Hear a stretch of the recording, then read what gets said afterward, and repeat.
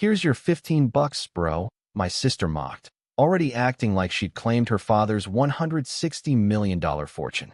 I leaned back and waited for the lawyer to flip the next page. Her entire face drained when. You know that moment when your whole life feels like a bad punchline, and then someone actually delivers it? That's what happened to me. My sister, Naomi, with her perfect smile and expensive heels, leaned across the mahogany table in our dad's lawyer's office, fresh from his funeral, and whispered, "You get $15, bro." She smirked. But what she didn't know, what none of us knew, was that Dad had left one last, brutal delivery, and it wasn't for me.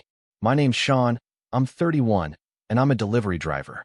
Early mornings, long routes, too much coffee. I've always been the quiet one, the dependable one in our family. The extra set of hands that shows up and lifts the heavy things. Naomi? She's the opposite. She shines. Dad used to say she was built for big rooms. Designer heels, perfect hair, a voice that could fill a stadium. She got the best schools, the best opportunities, and the best excuses when she messed up. If I did something good, it was nice. If she did something normal, it was confetti. Our dad, Thomas Keene, built a regional logistics company from one single truck into a monster. Warehouses on both coasts, contracts with names you see on billboards. The papers called him a self-made titan. When people asked what I did, I'd say deliveries and watch their eyebrows rise like I'd just told a joke. The truth is, I spent years running his forgotten routes. Nights, storms, the stuff that had to get there because a promise was attached. He'd pat my shoulder, say good man, and then walk Naomi through a boardroom like a prince showing off his crown. Dad died in April. Heart. We buried him on a Thursday. By Monday, I was sitting in a law office that smelled like old books and lemon polish. The conference table was long and dark, photos of ships on the walls. Naomi wore black like it was custom fitted. Mom dabbed at her eyes and kept checking her phone. Everyone in that room knew we weren't talking about pocket change. Dad's company? Worth about $160 million. I sat at the end, hands in my lap, thinking about how Dad's knuckles used to go white on the steering wheel when he hit black ice. That's when Naomi leaned in, without even looking at me, and whispered her little joke. $15, bro. Her red nail tapped the glossy folder. I get the rest. I didn't answer. I just watched the senior partner, Mr. Lawson, clear his throat like a judge. Everyone settled in, chairs creaked, pins clicked. He started with the usual, full name, date, last will and testament. I stared at the edge of the table, counting tiny dents someone had made with a ring. You get $15, Naomi repeated, louder this time, a sneer barely hidden. Because you're the sentimental one, right? Buy yourself a burger. Still, I said nothing. The lawyer turned another page. He paused. Something in his eyes shifted. Naomi crossed her legs and smiled at me. I watched that smile, hold, then wobble, then completely fade as Lawson said. And there is the second section. A codicil executed 3 weeks before Mr. Keene's death. Her face lost color so fast it looked like someone just dimmed a light. I didn't move. I didn't blink. I just waited for him to read the next page. And that's where everything started to break open. I wasn't always the guy who kept quiet. I learned it. Dad taught me that being useful was safer than being visible. He'd call at 4:50 a.m., Route 9 fell through. Can you take it? I'd grab my keys, shove a granola bar in my pocket, and go. When Naomi needed a last-minute drive to a fundraiser, I went. When Mom wanted the guest room painted before her book club, I went. Sean's good with a brush, she'd tell people, like I was a tool she kept in the garage. Money ran through our house like a set of rules. Dad had plenty, but the faucets were labeled. Naomi's faucet? Always on. Ski trips, internships to learn leadership, an apartment with a doorman while she built experience. Mine? A trickle that came with a speech. Pride, son, Dad would say. A man should stand on his own feet. He'd forget the times I covered payroll when a small client paid late. He'd forget the night my car died 3 hours from home and I slept in it because I didn't want to call him. But he never forgot to talk about pride. Naomi learned early that her mistakes made good stories. She crashed a brand new car at 19. A lesson, Dad said. I cracked a taillight at 25 and paid for it twice. Once with cash, once with a month of "Are you focused?" speeches. Naomi bounced checks. I absorbed fees until she stabilized. Naomi didn't stabilize. The rules just bent. I was Dad's shadow on the ground. The deliveries that needed hush. The clients who needed a face at midnight.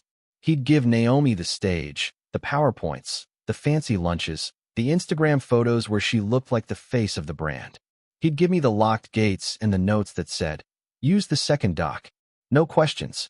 I told myself it was trust, that I was the one he called when it mattered. When he got sick, quiet at first, then not.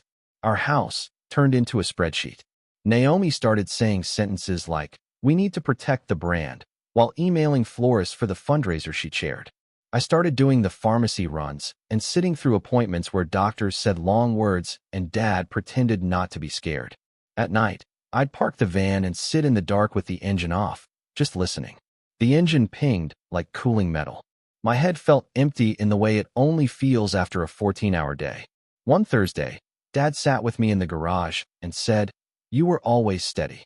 He stared at the floor drain like it held a secret. "I didn't make it easy on you." I didn't say anything. If you open your mouth at the wrong time in our family, you get handed a shovel and told to fix a hole you didn't dig. He coughed and changed the subject. "Naomi is built for the front of the house. You keep things moving. That matters." I nodded. It's wild how much you can crave 3 words, "I see you," and still not get them. When bills started stacking, medical, consulting, strategic, Mom did that thing where she turned gratitude into a list. "Sean, can you float the copays this week? You know how it is." I said yes. I said yes 12 times in 6 months. $120 here, $480 there. $1,200 on a card I shouldn't have used because the transmission was whining and I needed to save for it. I kept receipts in a shoebox like proof that I hadn't imagined any of it. "Why don't you ask Dad?" my friend Miguel said once, slinging a crate into my van. "Man's got more commas than a grammar test." "Because then it becomes a story," I said. "I'd rather it stays quiet." Naomi started planning a legacy gala while Dad was still alive. "It'll cheer him up," she said, holding mood boards with gold accents. I was in the garage, learning how to change out his oxygen tank. The house smelled like bleach and lilies. Dad watched an old trucking show on TV with the volume too low. On the day Dad signed a stack of papers at the house, estate planners, tax people, a guy who talked in bullets. Naomi wore white and smiled like a press photo. I made sandwiches and stayed in the kitchen because that was the safest place to be. "Sean, can you sign as a witness?" one of the men asked, holding out a page. I wiped my hands on a towel and signed exactly where he pointed. I didn't read it. That's another thing I learned. In our house, reading the fine print was distrust. Asking questions was attitude. 2 weeks later, Naomi called me at midnight. "Can you pick me up from the Four Seasons?" Her voice was sweet like iced tea. "The car service is backed up." I went. When she slid into the passenger seat, she said, "You're good. You know that. The family glue." She reached into her clutch and pressed something into my palm. I looked down. $15. "For gas," she said, smirking. "Don't say I never give you anything." I laughed, because I didn't trust myself to do anything else. I stuck the bills under the rubber mat by the cup holder. I kept them there. A little joke between me and the part of me that still expected someone to notice. When Dad died, the house filled with flowers and opinions. Mom cried in soft loops. Naomi took calls on the back porch and said things like optics and controlling the narrative. I wrote thank you notes and kept the coffee hot. The day before the will reading, Mom sat across from me at the kitchen table. "You know Naomi will run the company," she said, stirring tea she didn't drink. "That's what your father wanted." "I know," I said. "You're a good son," she added, like a tip. "Naomi needs you." "I know," I said again, because anything else would start a fight. Here's the part one haven't said yet. The money was real. People whispered about it for years. Valuations, multiples, exits. The last valuation before he got sick put Keen Freight and related assets at around $160 million. I never saw the stacks, but I saw the houses, the planes with logos, the way people stood up straighter when Dad walked into a room. I saw Naomi get an office with a view the month after she graduated. I saw the company pay her consulting fees. During a year, she took time to grow. So when she leaned over in that law office and whispered, "You get $15, bro," I didn't flinch. It felt like the punchline to a joke that had been running since I was 12. What I didn't know yet, what she didn't either, was that Dad had written a second joke. Not funny, but sharp. He'd never say, "I see you," with a hug. He said it in logistics. He said it in rules. And all the rules were about to change. Lawson adjusted his glasses. The room got quieter, in that strange, heavy way, like snow starting to fall. "Mr. Keene executed a codicil," he said, tapping the stapled pages. "It modifies certain distributions and conditions." Naomi sat up straight. "Conditions?" Lawson read. "To my daughter, Naomi Keene, you will inherit operational control of Keene Freight and all related entities contingent upon the satisfaction of the following. 1. Full repayment from your personal funds of any debts, advances, or obligations incurred on your behalf by family members in the last 36 months. 2. Ongoing employment of my son, Sean Keene, at his current salary if he chooses to remain, with no reduction in benefits or hours without his written consent. 3. Recognition of Sean Keene as co-executive of my personal estate alongside counsel." He turned a page. The sound was a small cut. Naomi laughed, but it wasn't a real laugh. "What debts?" "I don't have debts." Lawson didn't look up. "Attached is a ledger of advances to Ms. Keene and charges she requested be floated by immediate family. Totals are itemized." He slid a copy toward her. Mom's breath caught when she saw the number. Naomi's face collapsed, then reassembled like she was trying to remember which mask fit the room. "There's a mistake," she stammered. "Dad paid those. That's family." Lawson kept reading.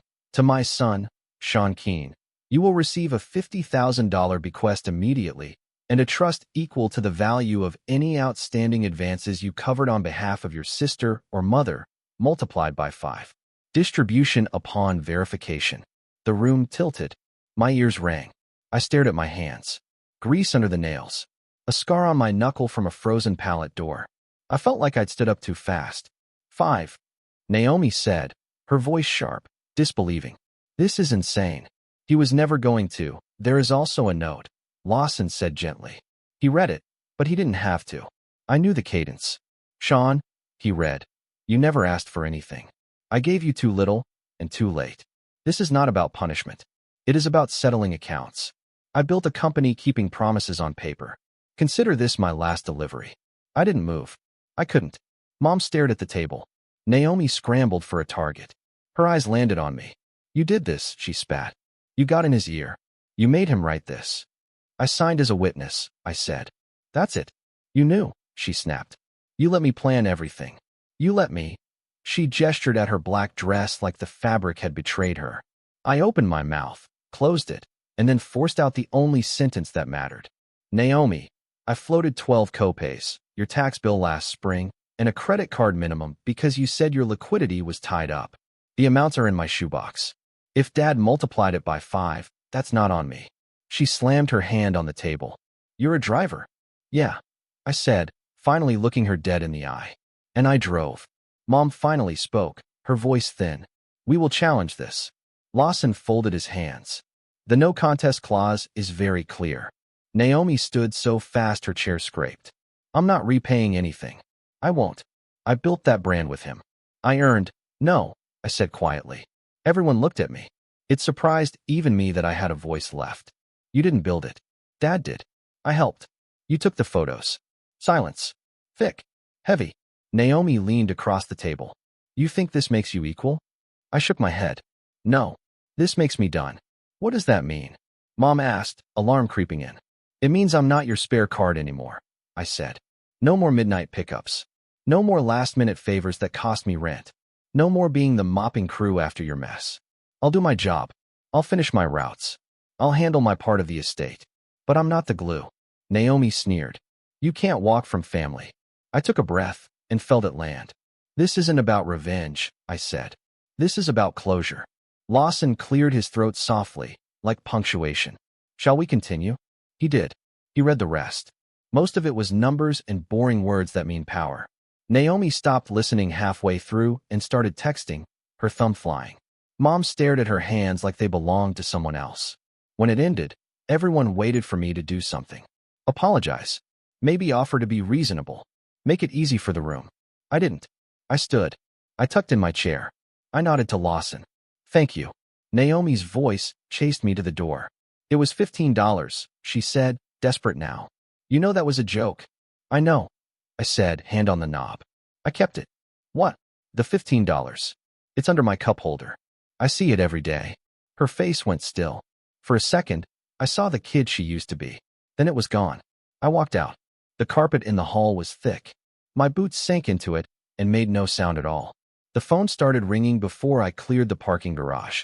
I watched the screen light up with Mom, Naomi, and private number, and I turned the volume down. By the time I got home, there were 32 missed calls and 14 voicemails. By morning, 87 missed calls total and 41 text messages. Miguel's text came first. You good? Yeah. You look like someone who just swallowed a battery. I'll explain later. Coffee at 6 o'clock. Bring the battery. At work, I kept to my route. I lifted. I scanned. I smiled at reception desks. It felt safe, the way repetition always does. When I parked behind a bakery at 7:10 a.m., the owner handed me a paper bag with 2 warm rolls. For the road, she said, like she knew something had shifted and I needed carbs to cross it. At lunch, I finally played the voicemails. Mom went first. She cried. She accused. She negotiated with ghosts. Sean, we're family. Your sister is devastated. Think of your father. The second voicemail was Naomi's voice, flat with anger. You think you're clever? You think this will make people take you seriously? You drive boxes, Sean. The third was quieter, almost a whisper. Please call me. We can make a plan. They wanted me to come over that night. I didn't. I went to the gym and did slow, ugly work under a bar. Then I went home and wrote down numbers. I transferred the dates and amounts from my shoebox into a clean notebook. Copays, the tax infusion, the temporary 2 a.m. loan after the gala. $5,820 total. 5 times that would be $29,100, plus the $50,000 bequest. It wasn't $160 million, the number everyone liked to whisper about, but it was the first time in my life a ledger tilted toward me. The next day, HR called. Not from my company, but from Keen Freight. We see you're listed as co-executive, a woman said, her tone polite and tight. We'll need signatures to access certain accounts. I'll meet with counsel, I said. I'm not signing anything today. At 3 p.m., Naomi called from the company number. I let it go to voicemail. She called again. I picked up on the third ring because I was tired of hearing the phone vibrate. What do you want? I said, standing in the shade beside my van. You need to come in, she said. No. Hello. There's a board call at 4. I'm on a route. Sean, she snapped. This is bigger than your little errands. I looked at the stacked boxes, each one with a name attached. That's what you never got, I said. These aren't errands. These are promises. She exhaled like I'd said something dirty. Whatever. We're not repaying you. It's offensive. It's arithmetic, I said. She hung up. 2 minutes later, a text. We'll cut you a check for what you fronted. Not a penny more. It's not up to you. I typed, then erased it. I put the phone down. I finished the route. That night, Miguel sat on my couch with a beer, watching me stare at a blank TV. So, your dad left you a calculator, he said finally. And a boundary, I said. Multiplied by 5. He raised the bottle to boundaries. I clinked it. We sat in silence. It wasn't awkward. It was full. Naomi didn't show up at my apartment, but Mom did. Day 3, 8:15 p.m. She wore that perfume that always lingers, even after she leaves, like a last word. She stood in my doorway and looked small. I moved the chain and let her in. I didn't know, she said immediately. About the codicil. I swear. I believe you, I said. He did it in the garage. That's where he put the good things. Her mouth trembled. You're angry with me. I'm tired, I said. Different thing. She sat on my thrift store couch and smoothed a wrinkle in her skirt that wasn't there. Naomi's been crying. I'm not her mop, I said gently. She's under pressure, Mom said, falling into the old groove. The press is calling. The board wants statements. People think she did something wrong. She didn't write the codicil, I said. Dad did. Mom looked at me like I'd said a riddle. But you could fix this. No, I said. I could hide it. That's what I've always done. I'm not doing that anymore. We sat. The clock in the kitchen ticked. A siren passed a few blocks away and folded itself into quiet. Finally, she whispered, What do you want from me? I swallowed. The answer was simple and impossible. For you to stop pretending that making me small keeps the family together. Her eyes filled. I never. You did. I said soft. Every time you called me, our steady boy, while Naomi got to be our star. Every time you handed me a bill and told me what a good son I was for paying it. You taught me that love is a list of chores. She put a hand to her mouth. I want something different now, I said. I want love that doesn't cost me rent. Mom stared at the floor. Your father was complicated. So am I said. And I'm done pretending I'm not. She stood. She touched my shoulder like she was checking that I was real.